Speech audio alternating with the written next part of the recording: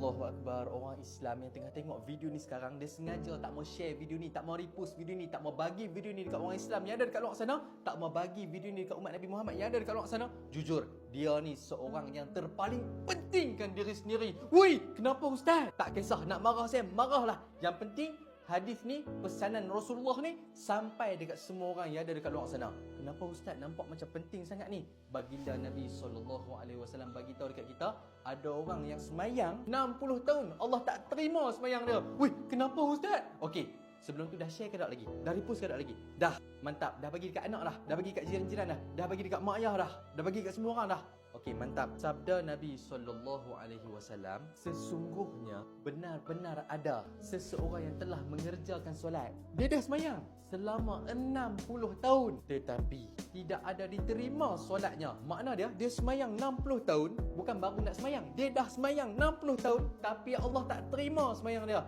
Kenapa? Sambungan hadis, mungkin, dengar elok-elok, dia telah menyempurnakan rukuk, akan tetapi tidak menyempurnakan sujud. Atau sebaliknya, dia telah menyempurnakan sujud, akan tetapi tidak menyempurnakan rukuk. Macam mana ni ustaz? Okey, macam ni. Kalau susah sangat nak faham, tengok gambar ni. Gambar ni adalah rukuk yang sempurna dan sujud yang sempurna. Dan jangan lupa tomak ninah. Tomak ninah ni lepas kita baca Subhana rabbiyal a'la wa bihamdih dalam sujud tu, ataupun dalam rukuk Subhana rabbiyal azimi wa bihamdih, kita berhenti sekejap, stop kejap, kemudian barulah kita bangun daripada rukuk tu. Tak mau buat laju-laju, rukuk laju-laju, sujud laju-laju, tak mau.